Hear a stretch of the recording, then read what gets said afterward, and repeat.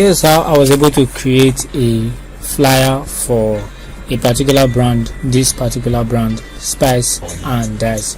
So first of all, load up your CorelDRAW, and when you get to CorelDRAW, the first thing you go do now, see, you go just create your box, which is the normal square size though they used to post for Instagram. So what you go do now to just copy the hex code, or you just give them red, then make them dark. Then the next thing now to give them gradient.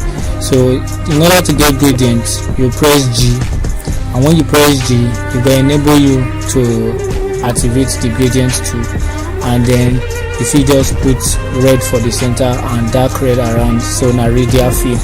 The next thing now to import the chicken where I do already get down, we will say I want to use.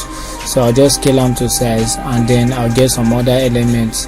I was told to add rice and some other things we could just make Spice and Dice flyer look very nice. So I'll resize the chicken, resize the rice, just put them together, make them centralized. Majority of the time when it comes to designing like this, and to just get all your elements down, since you are using CorelDRAW and not Photoshop. In Photoshop it's easier to use brushes, but not be so easy for CorelDRAW. In CorelDRAW you just have to get the elements and download. So what I do now, say I already have these elements in my files, so I'll go to my files and then I'll drag them into the CorelDRAW. So what I do now to open color balance. To enable color balance, you go to effects, you go to adjust, and you select color balance. So I'll just change the color. At this particular point I wanted to see if there was a way I could fade it in after changing the color. So I tried to use the overlay blend mode, which is transparency 2 for CorelDRAW, but it not to give me what I want. So at the end of the day I just use the linear transparency to fade the bottom part. Now I'm using the drop shadow tool. The drop shadow tool now be this one way there on the left, just before the transparency tool. So after creating the shadow, I broke it apart, and then I decided to just push it about. The thing about CorelDRAW now, say even after you don't create the drop shadow like this, you feel easily adjust or change the color. That's the new CorelDRAW why they use, because I'm using CorelDRAW 2021 at this particular point of time. Maybe you own the older version like Corel 17 or so. I think it's even possible in Corel 17. So I just played around and I scaled it to fit. I already placed the shadow in point, then I can right click for the shadow, put them inside the container, which is power clip. There are other ways to have cut it together, but I just decided to make it power clip. The next thing now to start is they add our text. So I decided to go for a different font this time around, and I used a serif font. This one is called Cinzel. You can easily go online and download it if you like the font. There are other fonts that you can use, such as decorative fonts and stuff. So I decided to add gradient color mode to the text as well, and then the gradient color mode was deep yellow and yellow in itself. So what I do now, I just right click, copy and paste, or use right click to duplicate the text and give it a darker color to blend with the red. Since I didn't want to use shadow, this one will serve as solid shadow for me. So I had an idea of creating a glass effect for the text. So I just draw a box here and use transparency to fit the top. Ctrl X to cut it. Right click on the text and create a frame, power clip frame inside, and then just paste the element we cut just now inside the power clip. So I would feed it and give it orange color so that it blends on top of the yellow and gives it that ice feel. For me, I think I like that ice feel. So with that being said, the next thing now to add other elements where I go just bring in. So I have an idea of adding some things like pepper and the rest of them. So I have some chili. This one are chili. If you go online, if you just type pepper, maybe you go see all these ones, but well, anyone you see, you feel shall use. So I decided to add chilies here. I just put the green for here, since I already put red for the other side. I suppose cut this green chili pepper, but maybe I'll just power clip it in the long run. There are other things that I can add, like these other ones here, but it's not be everything. This one a vegetable set. In case you want to download, if you download vegetable set, but not be just the vegetable I need. Not be the vegetable I need. I need those extra things that are at the top, those chopped pepper that are at the top. So I'll just use my freehand to draw around them, then I'll intersect to create a duplicate. So as I copy and finish, I'll just place them anywhere where I like. So let me put this one here. As for this one, I tell you just now, say I go likely just power clip, so make I just power clip them, then delete these other ones. I don't quite need them as it is. So I'll just reposition all these ones to suit what I like, and then let me duplicate this one again and then cut it out, because I think I can separate this one. I'll probably need to change this one's color. So what you need, not be brightness, now hue and saturation. So Ctrl Shift U to open hue and saturation in CorelDRAW, or you can simply go to effects, adjustments, and hue and saturation, so that you can change the hue. You know, see hue and color in itself, these are basic technologies. So another thing, now if you notice that you download things online, they get white, guys, they are not perfectly cut. You can simply go to effects, blur, and choose feathering to feather the element. If you feather the element, it will sort of remove the white back we then get, so it will now create that feathered look and makes it look better. So another thing I want to do for you now, to just add a little bit of some kind of circle around, just some aesthetic at this point. Just want to add some little boxes. So I'll create the circles here like this. If I don't finish, probably you will know. Can't quite wrap my head around the name right now, but I decided to just create these elements and then Ctrl L to combine them together. As it is now, it becomes one element that you can work on together.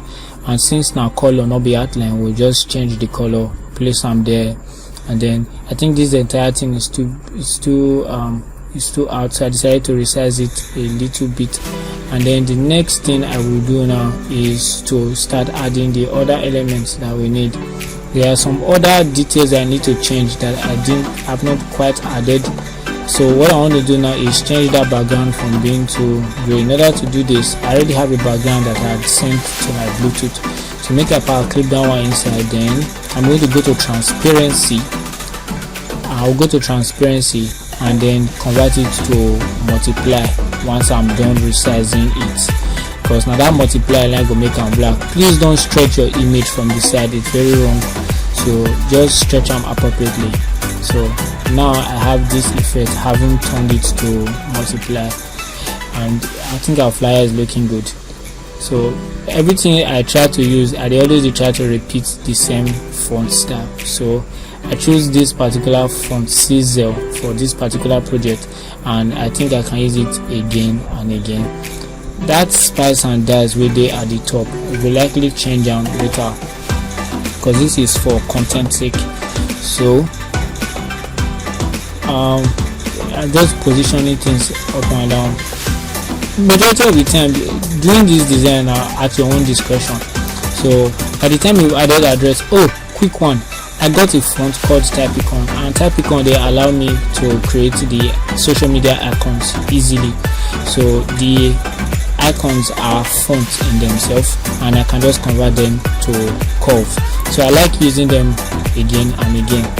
Yes, now I'm going to add a text.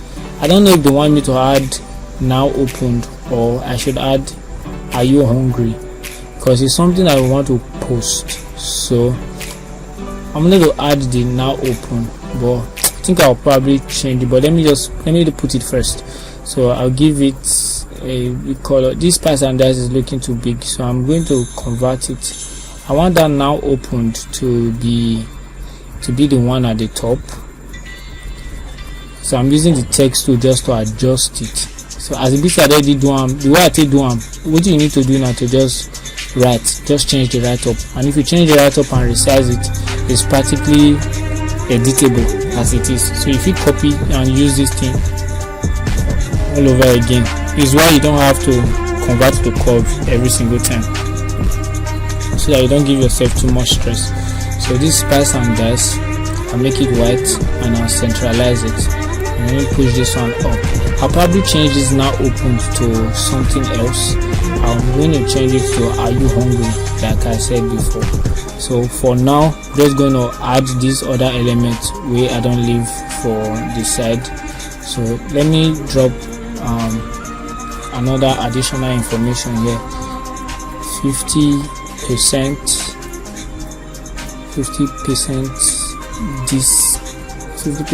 discount. Okay, 50% off on first orders. Alright, so I'll add this here. I'm going to break it apart so that the content, the write-up doesn't become too small. So I decided to adjust it together and then increase it so that it becomes bigger. So select the box, increase the outline, convert the outline to curve by pressing Ctrl Shift and Q. If you notice on the left bottom side of my screen, you can actually see the keys that I press on my keyboard on the left bottom part of my screen. So whatever I'm doing at this particular time, it's displaying on the bottom left part. So what I'm doing now is just giving it color. For this one, I initially gave it a white color. You could just hold Ctrl, then click on yellow, so it would alter the color from being white to being a pale yellow. For this one, I'm just going to change these other things to Typicon so that we have content. Ctrl K to break apart, delete the ones I don't need, and then I'm going to align this one together. Press E to align it. I reduce it and place it here, give it white color. So this one, I'm going to reduce it a little and just bring it down so that there's a difference in content block. There's something called content block. The items that you want people to view together have to be together, while the ones that should be seen differently should be different, right? So